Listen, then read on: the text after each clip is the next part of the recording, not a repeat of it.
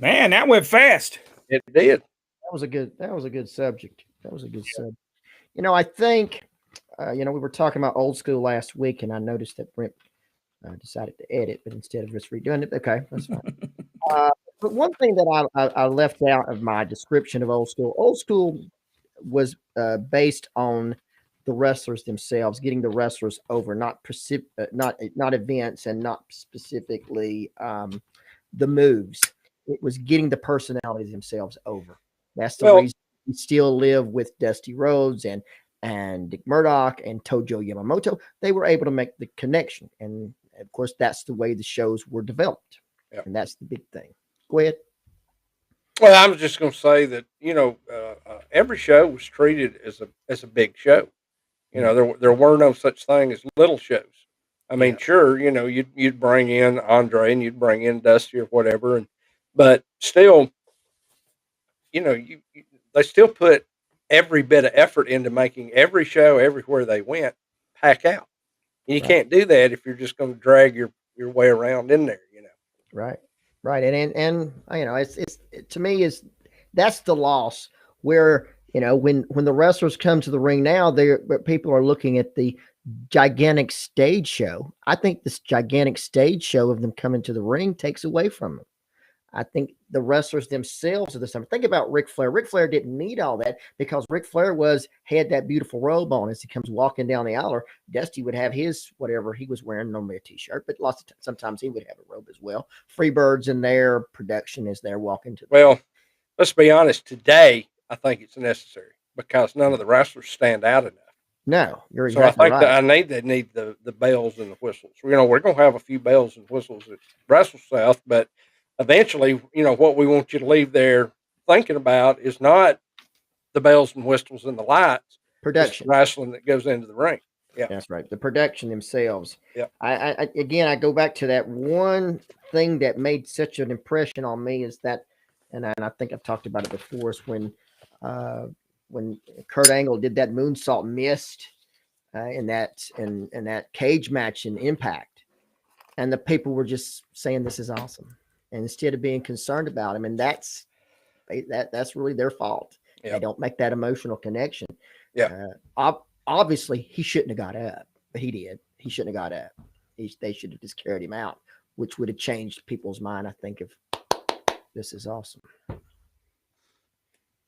Well, I've been thinking about it a long time as far as a product that I'd want to do, and the one reason I wouldn't even have music anymore, and the reason I wouldn't have it is,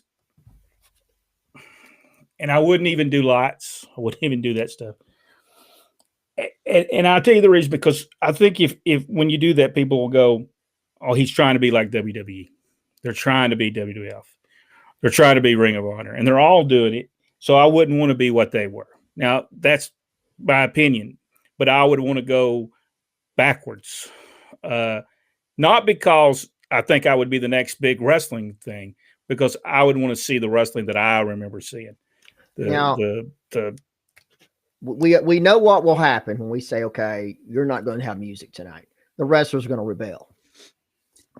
They well, are absolutely going to I rebel. You're going to get. I You're getting. went to a show in Georgia over the weekend, Mhm. and the sound system was not working well in the first two matches, and guys were basically just balking at going to the ring because they Mhm. couldn't hear their music. Yeah. You know, and it wasn't even my show. I was just visiting, and I'm over there, using some very colorful language, telling them to get to the ring.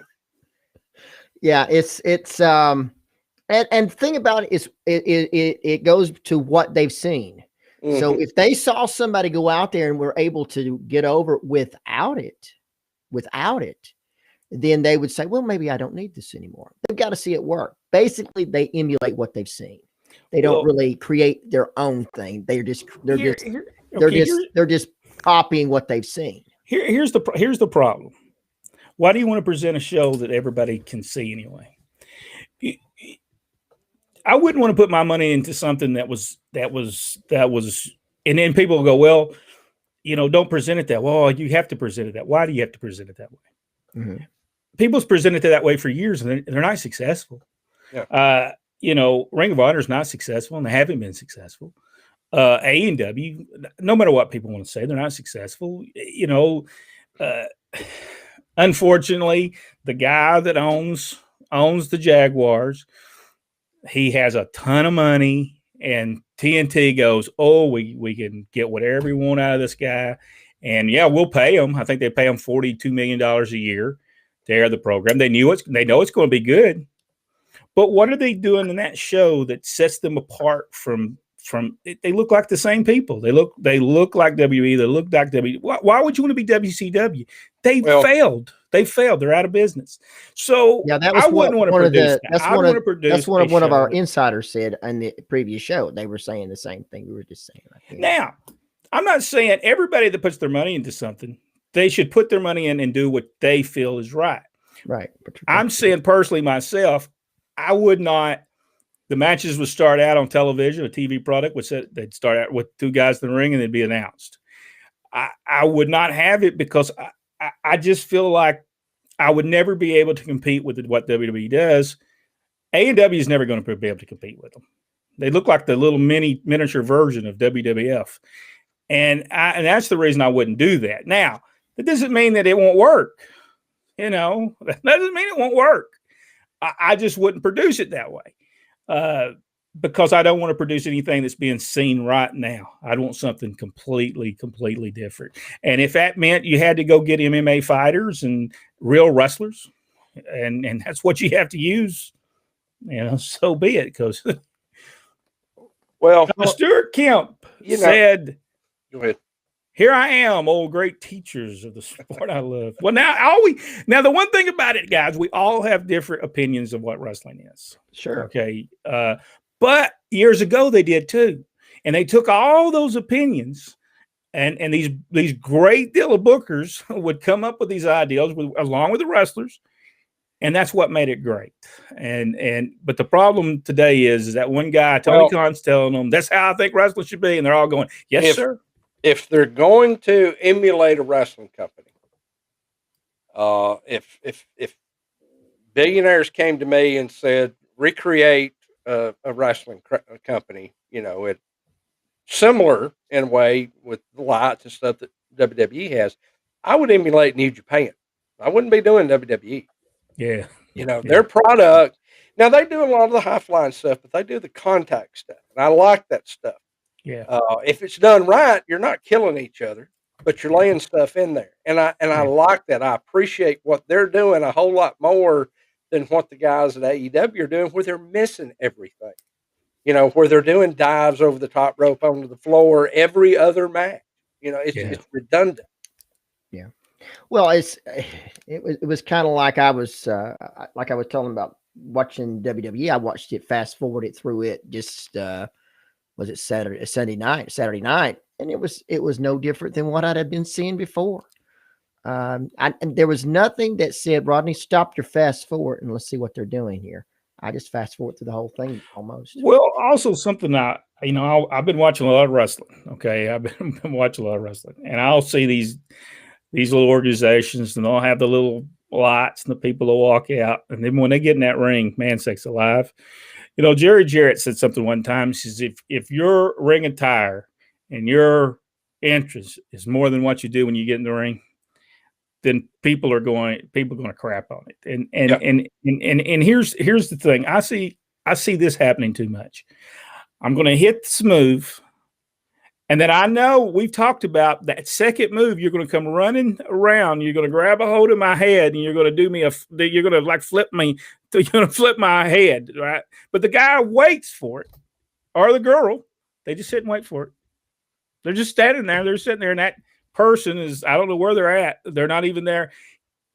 The wrestlers need to be taught, don't wait for nothing.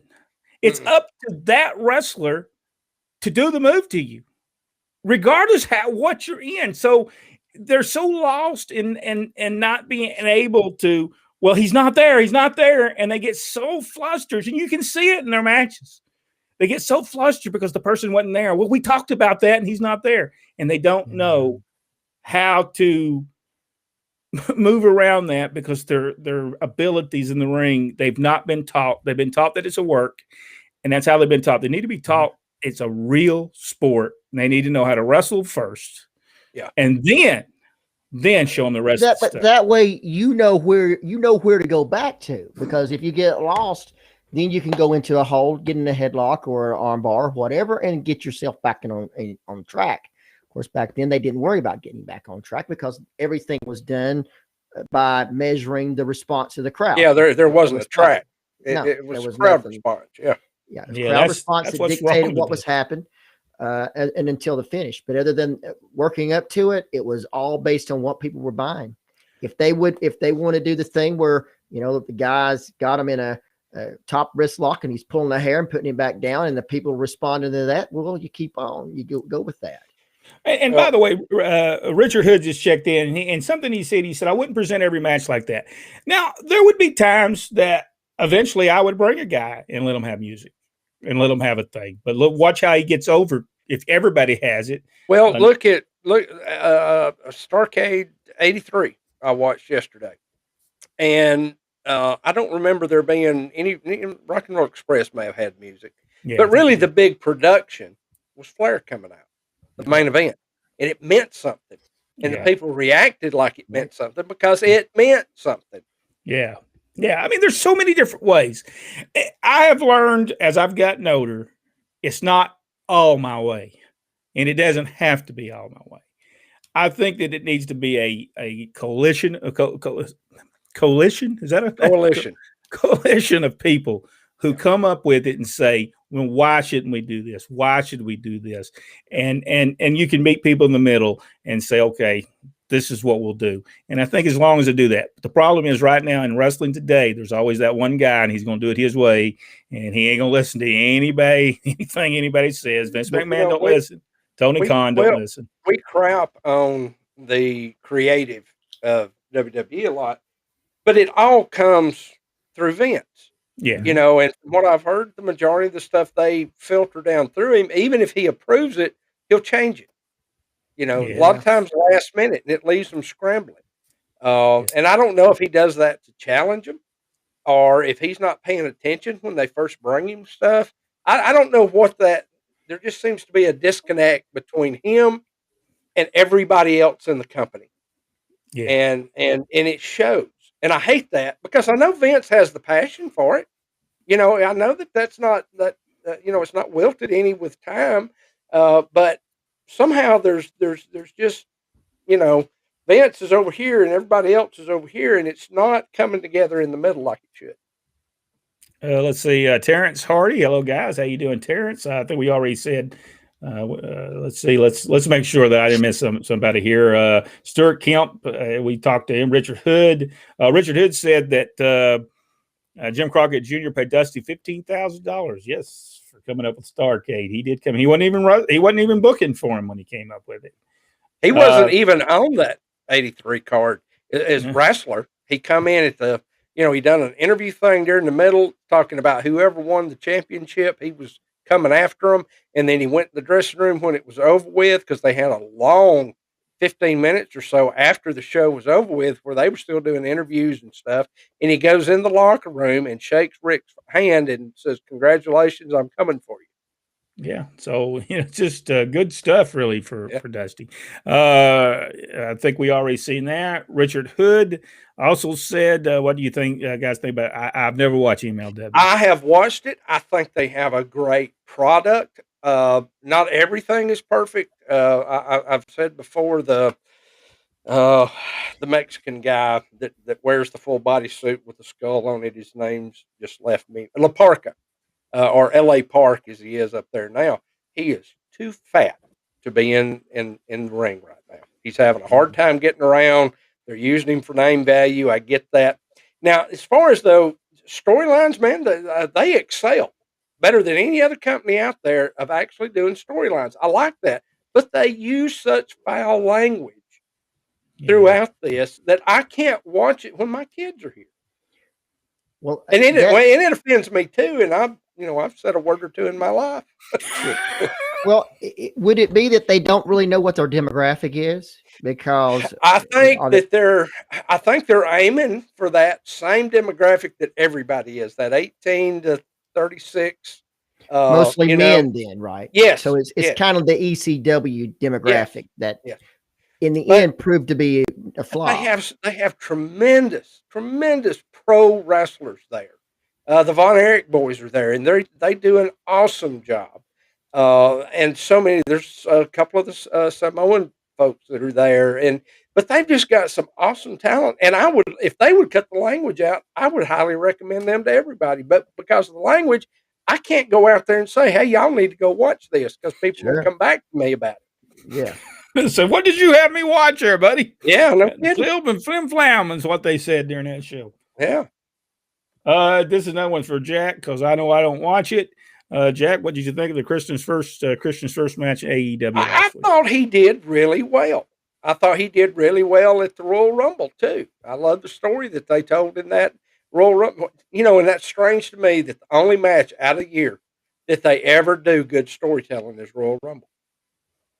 You know, the rest of it just it's kind of meaningless to me. You can miss a month and you don't miss anything. That Royal Rumble's always good. But that match in particular with him and Christian was great. I thought he did good on AEW. Is he $1 million guy? No, he's not. But he's good. He's probably better than most of them there. Did they not put the title on him though? Oh, okay, so they didn't put the title on him. I was going to say I sent him with the championship belt, so I didn't know if they put the belt on him or not. No, I don't think so. Now, honestly, I tuned out close to the end. So I don't know, but and that wasn't because the match was bad. I was getting a phone call, and I never did go back and rewatch it again. Well, I just think that, it could have been he just picked up the title. I don't know, but I was thinking if they did put the title on, man, that was not smart. Not smart. No, I think they could. I think it would help them, but it's too early for that. There needs to be a big build for that. I will never buy a pay-per-view where that's the match, though. Wrestlers today don't take the fans' reaction into consideration. Well, a lot of times they don't. From the videos I've been watching, Richard, they don't make no noise. They just sit there. They don't know who the heel and babyface is. There's not anytime we did a show, you knew Jack Lord was the heel. That's exactly right. You knew he was the heel. We made sure. Jack made sure that them people knew he was a heel. Knew what his role was. If I didn't play my part, I didn't get booked back. And these guys now, they just take it. You know, they're under contract. Here's my question, Richard. Do the wrestlers care about the fans' reaction? I say no. No. I seen one the other day. I don't know where this was, but the girls would do something. There was no heel babyface. They would do something, and then people were like, how in Japan they used to go. Yes. And I'm thinking, these people are not wrestling fans. They were in a bar. It must have been free. They pay. They let the people in this bar for free, but they were acting like they were. Now, I'm sorry, get them people drunk and start getting them mad. Let's do something to make them mad so we can get some reaction. I hated bar shows because it was my job. I would make them so mad. I would have to be ducking beer bottles. Crazy. Stuart Kemp from Starkid 83 thought the Piper and Valentine was flat. Did I miss something? I think what it is, the match itself was so brutal. Yeah. I think that's what got it as more than anything. That match is just a brutal match. I mean, and I agree with you. It was flat, but you're right. It was the end, because after what they beat each other to death up to that point, because that was the dog collar match, right? Yeah, and it was kind of anticlimactic. I mean, they had just beat each other so much. I think people were just relieved that nobody died, and they were just glad it was over with. And I mean, I say that kind of joking, but I really think that's the way they felt about it. They thought Piper was going to die in that match. Do y'all think today's Wild Look? I think he may be made costumes, add or detract. I don't have a problem with that. I think every wrestler doesn't. I think every wrestler should have a different gimmick. I think there should be some masked men. I think there should be a guy that just wears a vest. I think there should be a guy that just wears a T-shirt. I think there should be a guy that wears a cowboy outfit. But I think there's got to be, everybody's got to have some kind of gimmick. And I don't know that you can do that with as many shows WWE has. I don't know they'll ever be as successful as they used to be because they have too many shows to do. And I mean, how you going to produce that many people and get them over? I think they need to I mean, I know they're making money. Don't get me wrong, they're making money. We can't. They are making money off advertising and sponsorship deals and everything. But I was saying this the other day to somebody that commented about that I just didn't get today's product, and I said, I don't. But 20 years ago, there was 10 million people a week watching on Monday night, and now there's not even 2 million a week. So I'm not the only one that doesn't get today's product. Yeah. And did you go? Yeah, I did. I did. Richard Hood said, no, there's no response to that. None. Zip, zero. Crickets. Well, you just don't understand. And Victor said there's not many fans at events yet, though. Well, it's true. That's going to be the real telltale of how people are going to respond to what they're doing. I think AEW will find out that success that they had when they were the Outlaw group. Let's be honest, they were the Outlaw group. But now the Outlaw group has become the WWE, whoever they don't want to use group. Yeah. And let's now you become not the Outlaw group no more. Now you just become a guy that's going to play all the WWE guys to come in. Mistake, AEW. They were the Outlaw group. Is the reason they had 800,000 people watching the show, and they've made 200,000 of those people mad because they've started bringing some of these WWE guys in. Well, there's going to be 25,000 in attendance Saturday night. I'm not sure if there's going to be a live crowd at the NXT shows on Wednesday and Thursday night, but there will be 25,000 on Saturday and Sunday. So we will see how they react to the product now. Yeah, I think they'll react to Vince's product better than they will AEW's product. I think they've alienated a lot of the AEW fans. WWE, that's the fans, that's their fan base. They've not lost, really. They have lost a fan base. I don't know if they've lost it or they watch it a different way. I don't know which way that is. I'd have to really do research on it, but I really believe, I think they are one of the top YouTube channels on. And I think more people watch that than I think it's 6 now. I think 2 other things came in front of it recently.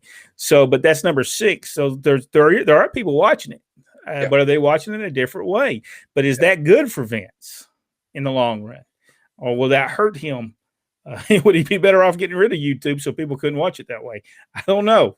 That's because he's making a fortune off YouTube. But we're gonna have to hurry up and get to this because we got to do our thing. It was a great brutal match as expected with their build up, but a hook of the leg with a chain was beyond. Yes, they needed a finish, but man, that was sad. Yeah, probably true. But you never know. That may have just said, "Listen, I got to go." That might not even have been the finish. Yep, they might have not been able to take no more. They might have said, "That's it. That's I it. can't take anymore. Sorry, I'm hurt." Victor Nash said, "You guys need to come up with a West Family Pro Wrestling T-shirt." I don't know. I don't know if anybody'd buy it there, Victor. I've always said that I'm a Ron West guy T-shirt. I've been thinking about, of course, my wrestling organization is West Wrestling Enterprises, the real WWE. Now, do you think people will go be back sued for sure? Yeah, I think people will come. Yeah, I think wrestling will be good. They want to get out of the house so bad. Yeah. All right, guys, let's go ahead and start this thing because we could talk another 45 minutes and it's getting late. So let's which one we doing first, guys? George Hackensmith? How we doing the George Hackensmith? I'll read the first page, Rodney, if you want to get the second. Okay. And I'll throw some photos up as we're doing it. Let me get the photos ready.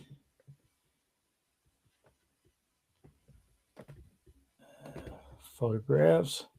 Now, what George Hackensmith was something else, wasn't he? Yep. Man was in shape. Contrary to popular belief, I did not wrestle George in that match. 3 matches after that now is a different story. Going in 5, 4, 3, 2, 1.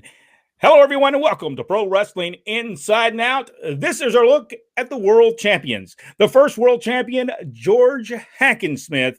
And Jack, I think we go ahead and start with his career.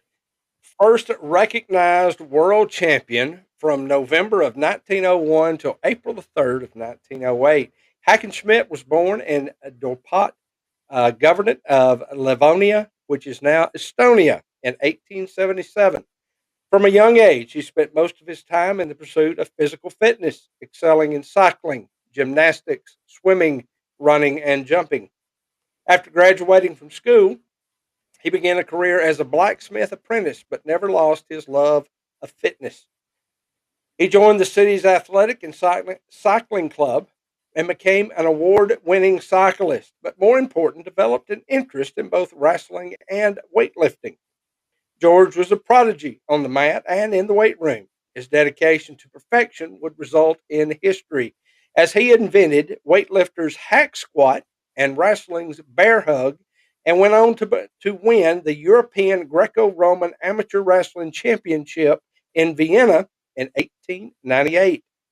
The same year, he also captured the Russian weightlifting championship. In June 1900, Hackenschmidt entered a 40-day wrestling tournament in Moscow and captured the championship of both Moscow and St. Petersburg. His career as a professional wrestler was on the rise, as he won many tournaments and matches. And in 1901, he won the championship of the World Tournament in Vienna, Austria in November, as well as a championship of the World Tournament at the Casino de Paris, France in December of 1901. On September 9th, 1902, George beat British champion Tom Cannon, which was recognized as their world champion. He won tournaments everywhere he wrestled and toured England in 1903, managed by the flamboyant C.B. Cochran, to confront the country's best wrestlers in the new catch-as-catch-can style, which was becoming popular. They created a music hall boom in professional wrestling, and Hackenschmidt became a major superstar and drawing a card. He wrestled in opera halls, music halls, and theaters.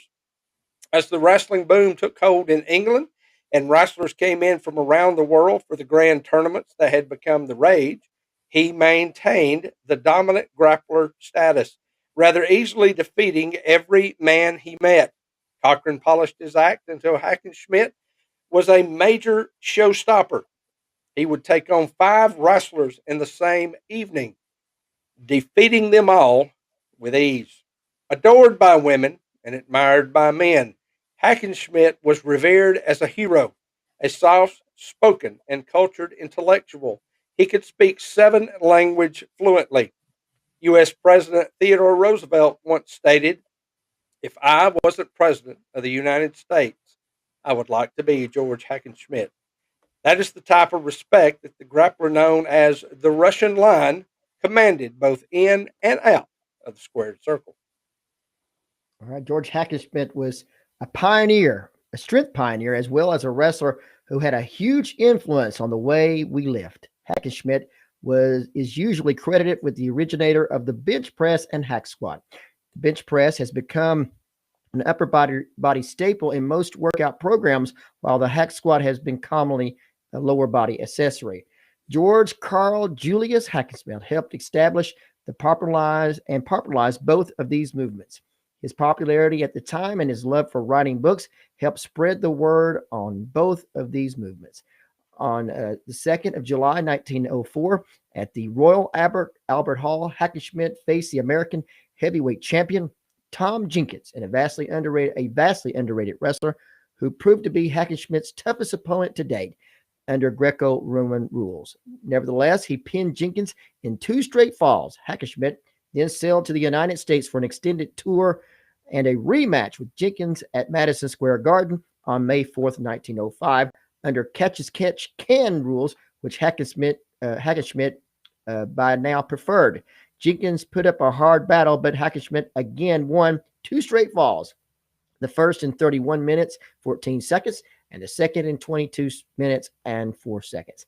And he can now claim he was the rightful freestyle heavyweight champion of the world, and no one defeated him for years until a man by the name of Ed Koch came along in 1908. We will continue our look at the world champions as we take a look at the next world champion, Frank Gotch. And I do believe he was the master of the gotcha. I believe he was. Yeah, we will be doing a whole series on the world heavyweight champions. We're going to start with Hackenschmidt, and then we'll end up whoever the last world champion was. At this point, I don't remember who it was, but it'll be the lineage of the. We'll follow the lineage of the NWA. First was the National Wrestling Association, then became the National Wrestling Alliance. And then on, but we will be looking at all the champions right here on our Championship Wrestling series. We hope you enjoyed this video. If you did, give us the big thumbs up, subscribe to the page, and if you go that one step further, hit that notification bell. And I'll let you know every time we upload a video right here on Pro Wrestling Inside and Out. And share this video. Let everyone know we're going to chronic the World Heavyweight Champions. We'll see you in the next video right here on Pro Wrestling Inside and Out. All right. Let's see. Let's make sure we hadn't missed somebody here before we go to the next one there. Nope. All right. All right. You ready, Butch Reed? I don't have any photographs of Butch yet, but I will put them in on. I will do. I'll do the first page, and I'll let Rodney. I'll let you do 2 and whatever's on 3. All right. All right. Y'all ready? Yep. Going in 5, 4, 3, 2, 1. Hello and welcome to Pro Wrestling Inside and Out. On this video, we're going to look at the career of Butch Reed. But at this point, he is not called Butch Reed. He's called Bruce Reed. And Jack, I think you're going to start us off. Unable to continue playing football, but never one to shy away from a fight, professional wrestling was an appealing possibility for him. Butch has said his way into the sport of pro wrestling was through legendary wrestling promoter Bob Geigel. He apparently walked into Geigel's bar, was spotted by former NWA Central States heavyweight champion Ron Eccleston, who by then was nearing the end of his in-ring career, and was sent to train at Lord Littlebrook's gym. I went there twice a week for a year, said Reed, before I got sent to Canada to work for All Star Wrestling. Reed, wrestling under his real name of Bruce Reed, spent 4 months in Vancouver, gaining knowledge from Gene Kinitzky and Al Tomko, while simultaneously earning in-ring experience against the likes of Eric Embry and Bobby Jaggers. Here are just a few of those matches he had while wrestling for All Star Wrestling. On May the 9th, 1979, at Evergreen Hall in Chilliwack, British Columbia, Canada, Butch Reed versus Goldie Rogers. Then on the 23rd, Evergreen Hall in Chilliwack, British Columbia, Canada, Butch Reed defeated Eric Embry. And then on the 24th, Memorial Arena in Victoria, British Columbia, Butch Reed defeated the Korean Assassin. And then on August the 6th, Vancouver, British Columbia, Bobby Jaggers defeated Butch Reed. August 13th, 1979, Vancouver, British Columbia, Chris Colt defeated Bruce Reed. In the fall of 79, Reed returned to the Midwest, working for Central States Wrestling and NWA St. Louis. There's a match of him versus Tiny Anderson, and you'll have to look it up, Tiny Anderson versus Bruce Reed. And then on September the 9th, 1979, Memorial Hall in Kansas City, Kansas, George Wells and Bruce Reed defeated Steve Hall and Ron McFarlane. In November, Bruce would make his way to wrestle for Nick Goulas. November the 14th, 1979, at the Fairgrounds Sports Arena in Nashville, Tennessee, George Wells and Bruce Reed defeated Steve Hall and Ron McFarlane by disqualification. November the 17th of 79 at WDEF Channel 12 Studios in Chattanooga, Tennessee, Tojo Yamamoto and Bobby Fulton defeated Chief Thundercloud and Bruce Reed. And then November the 17th of 79 at the Memorial Auditorium in Chattanooga, Tennessee, Joey Rossi and Butch Reed versus Ron Garland and Tom Vito. Oh, by the way, when I was doing this, I put Butch Reed on there, but he was just Bruce Reed by the He was was not Bruce. Butch Reed, yeah. But Yeah. I topped it up wrong, so I'm sorry. All right, go ahead, Ron. Tom Pritchard called him Bruce forever, by the way. Yes, he did, but did. at this point, he is Bruce. And I just actually- topped it up wrong. And actually came to Georgia. First time he came to Georgia, he was Bruce. Second time he came to Georgia, he was Butch. Yes, He was having an identity problem. Crisis there. But by December, Bruce would make his way to Tri-State Championship Wrestling while also wrestling for Central States Championship Wrestling. He heads to the Myriad Convention Center, Oklahoma City on January the 4th, 1980. Bruce Reed defeated Ron Bass. The Shrine Mosque in Springfield, Missouri on January the 9th, 1980. Bruce Reed versus the Cuban Assassin. The winner unknown. Myriad Convention Center in Oklahoma City. It's on January the 18th, 1980. Bruce Reed defeated Ron Starr. Tulsa, Oklahoma, January the 21st, 1980. Brian Blair, that's easy for me to say, and Bruce Reed defeated Don Bass and Ken Mid-South. Myriad Convention Center in Oklahoma City on January the 25th, 1980. Bruce Reed defeated Ron Starr by disqualification. He would soon start a feud with Steve Lawler and would have a Texas death match. Then he goes to February the 13th, 1980, Shrine Mosque in Springfield, Missouri. It's the Texas death match. Bruce Reed defeated Steve Lawler back in Tulsa, Oklahoma on February the 25th, 1980. Bruce Reed versus Skander Akbar. Then it's Shrine Mosque in Springfield, Missouri on February the 27th, 1980. Ron Starr defeated Bruce Reed. Tulsa, Oklahoma on March the 10th, 1980. Tommy Gilbert and Bruce Reed defeated Steve Lawler and Skander Akbar by disqualification. Back in Tulsa, Oklahoma on March the 24th, 1980. Bruce Reed versus Mr. Togo. Reed and Jerry Roberts would beat Mike George and Bob Sweetan for the NWA Central States Tag Team titles in late 1980 and lost them to the Kelly Twins on January 1981. This is to be Butch's first major title in wrestling.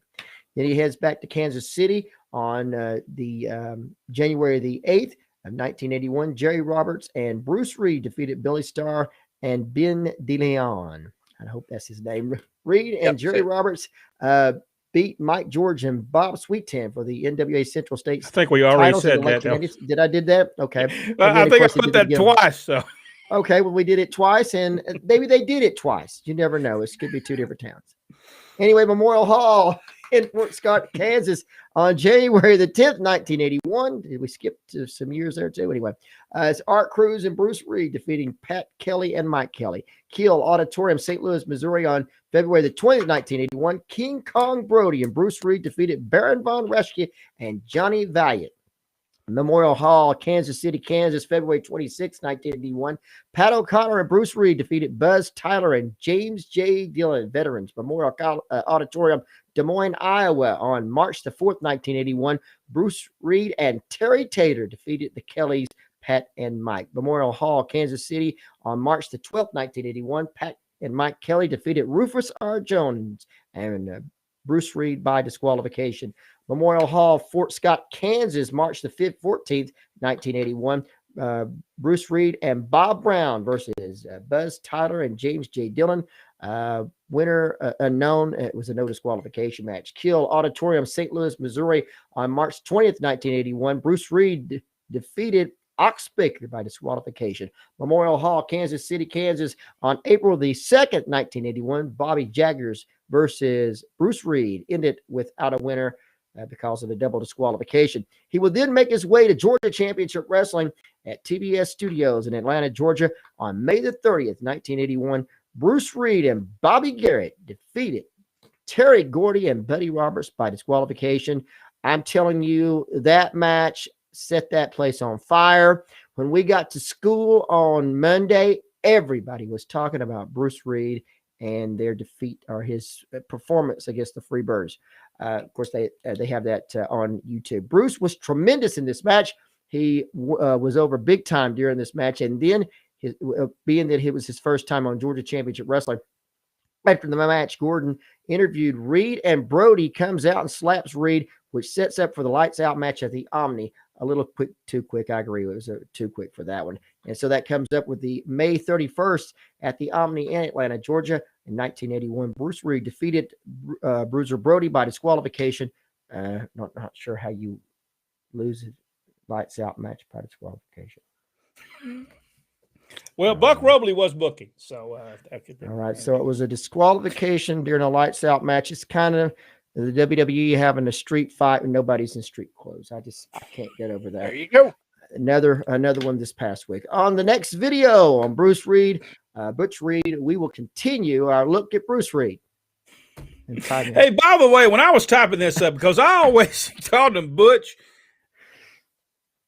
I'm sorry, but I went back and forth. Now, honestly, I think Bruce Reed sounds better than Butch. Is it just me? Maybe that's what I was used to. Maybe that was his first name, and that's what I was used to. By the way, he was not Butch yet in any of these deals. We might have said Butch, but he was never Butch. and that's all my fault because I typed it all up wrong. I put Butch. When he came back for the second time, he was against Buzz Sawyer. Tom Pritchard was doing the commentary, and he called him Bruce, and everybody else was calling him Butch. And he said, "Let me tell you something, Bruce. You did a fantastic job out there against Buzz Sawyer." That was when Butch shaved the basketball. The basketball for the hair match with Buzz Sawyer. It was great. Bruce Reed did not stay long. Yeah, in Georgia. Either time. What a lost opportunity. He was so over in 1 week.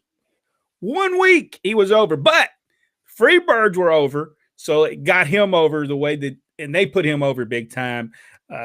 Missed opportunity. Do y'all agree with that? It was missed. Yeah. He was so over. And I just kind of wonder that time if he wasn't there to get him TBS exposure for where he was working at. Because a lot of times they would do that.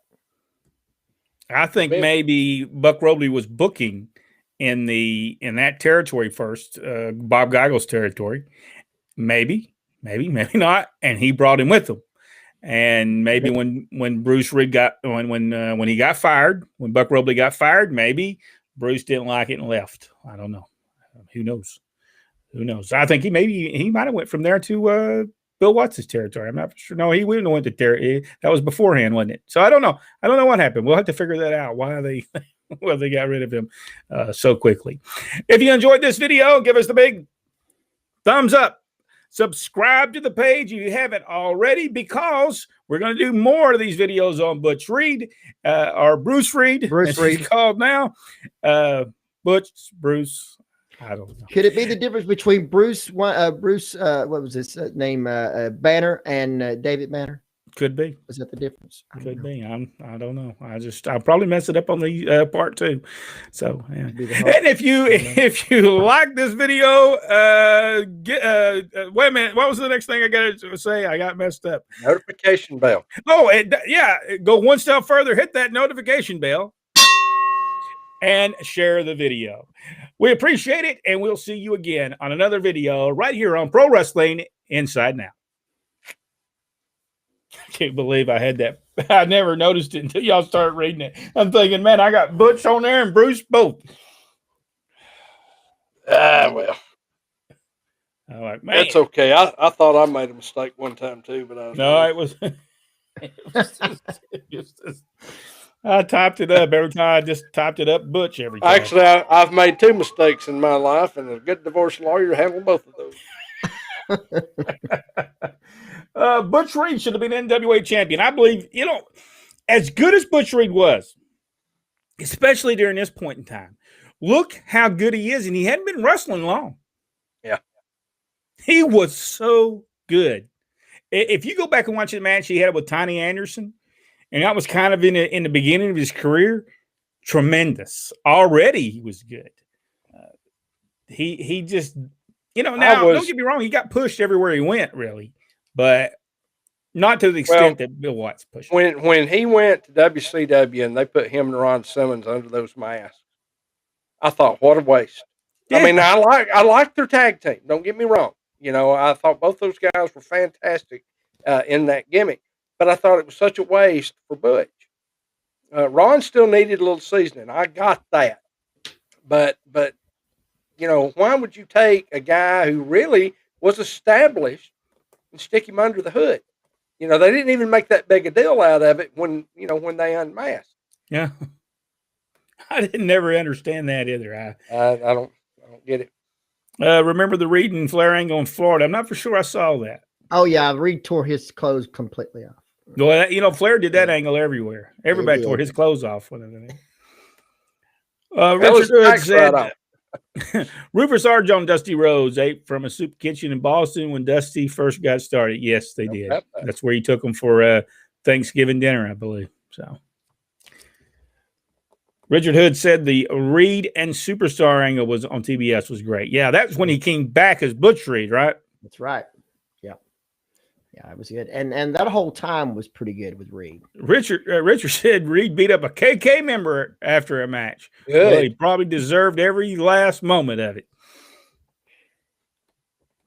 Let's see, Reed and Young. Is he talking about? You talking about Skip Young, Richard? It was a great tag team in Florida, and that's when he goes. I think he goes from Georgia to Florida. I'm not for sure. He may go somewhere else in between that, but. I'll be typing it up soon, so I'll know where he went, and he may even be Butch by the time I'm through with that. When does he become Butch? When he gets to Mid-South? Maybe. I think Butch just sounded more like a very masculine name than Bruce did. And they could have already had somebody in the territory. Wasn't Bruce Swayze around in that area too? So could have been, yeah. Could have been over just not wanting to confuse names. Buck Robley was Booker when I promoted announced for Southern Championship Wrestling in 1988. Yeah, he was actually the Booker for. Was he Booker for Jerry Blackwell at the beginning of that? Was it is this Jerry Blackwell that did Southern Championship Wrestling? I'm not for sure. I can't remember. Jack, everybody knew who Reed and Simmons were on the mask. They were the only two black guys in the territory. And that's why I'm saying it really was an angle that didn't make sense. I thought you would have got better steam off that just by letting them be who they were. Yeah, never understood why they put Butch Reed into the match. You can still call them Doom. I like the tag team name. Yeah, but just the mask thing just didn't make sense. Let me clarify. Yeah, he said Skip Young. Let me clarify something from you, everybody. This wasn't about Reed or Simmons, either one. It was about Kevin Sullivan's wife. And getting her over, and it had nothing to do with Reed or them. They could have taken and they probably should have the ding dongs out there and let her manage them. They got a push too. But the fact of the matter is, Reed and Simmons, either one, you're right, needed to be in there. But that wasn't about Reed or Simmons, either one. It was about his wife and pushing his wife. Well, there's probably some truth into that. I hate to say the truth and tell the truth. It upsets a lot of people.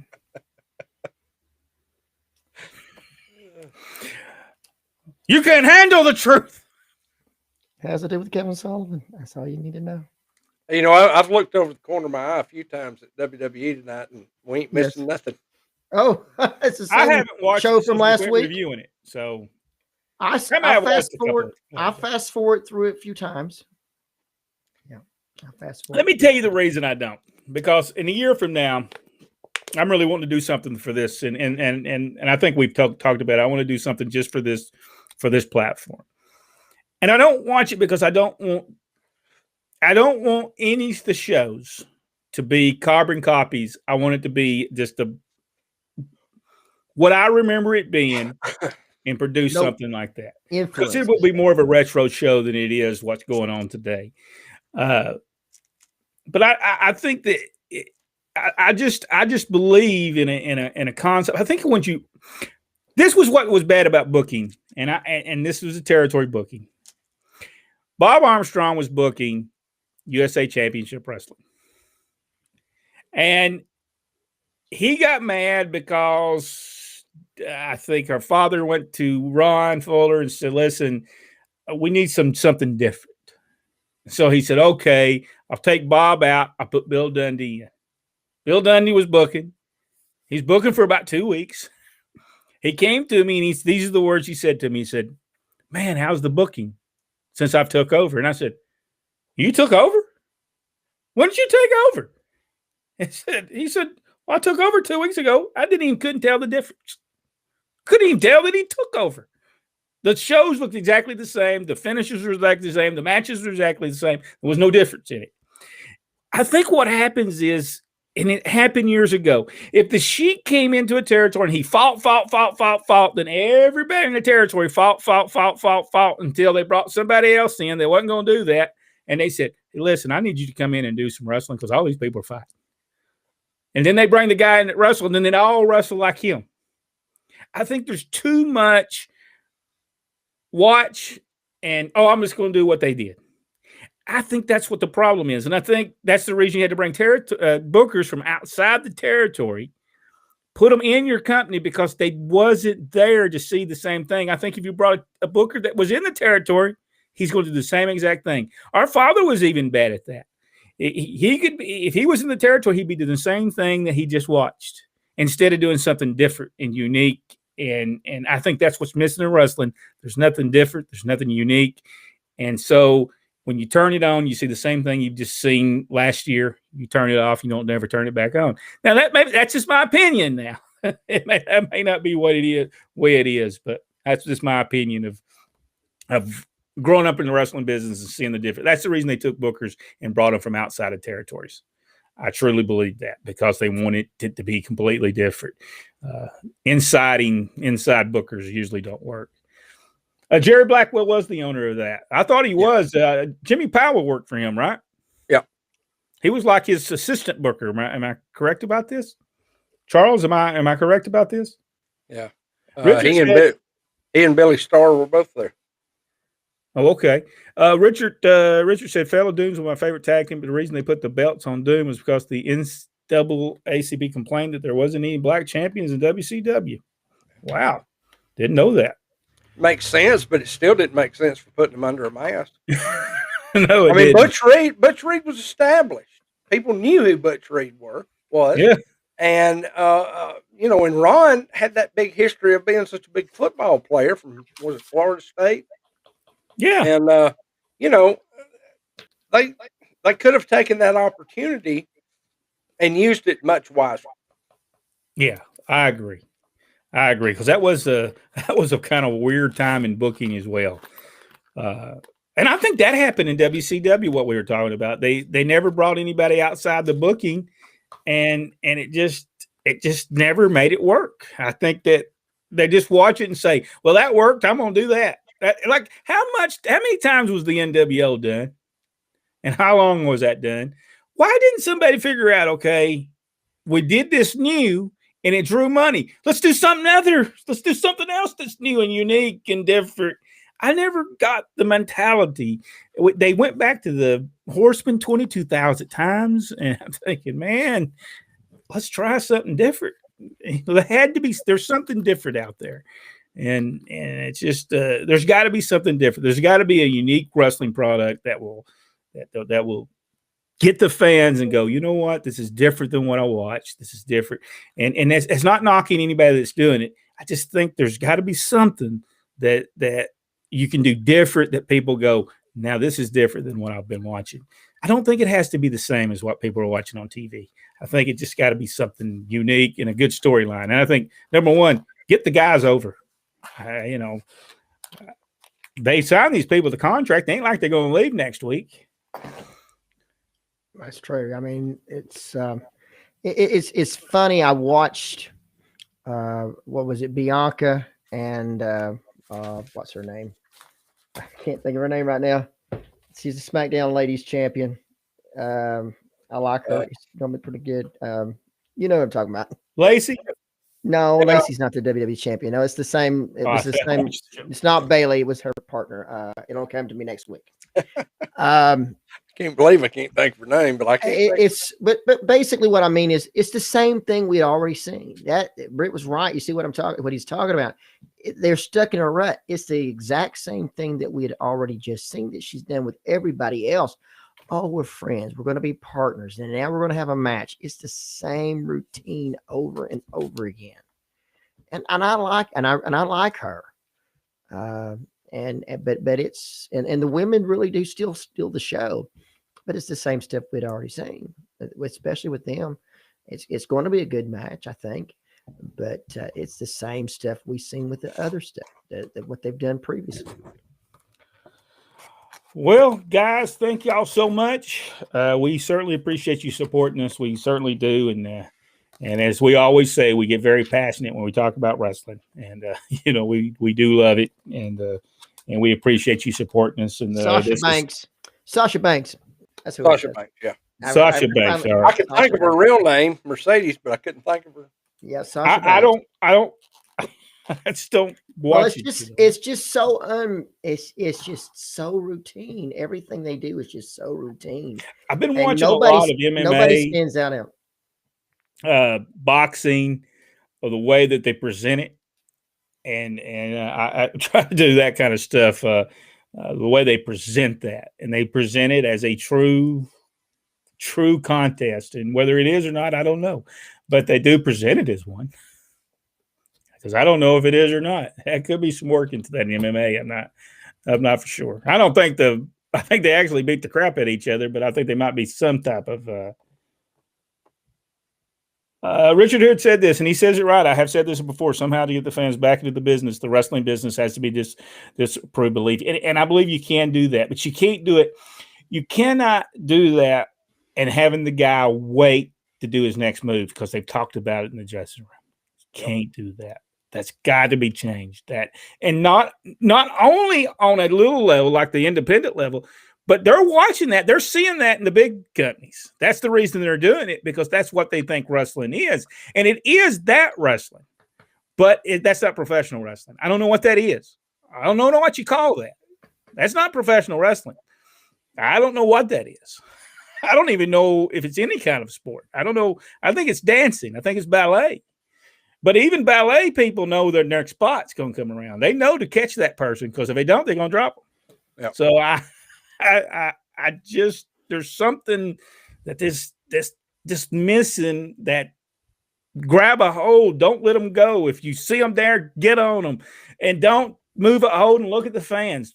For goodness sakes, if we were in a fight, we wouldn't do that. We would not do that. You know, if I started pounding on Jack, I'd keep on pounding on him until he came back on me.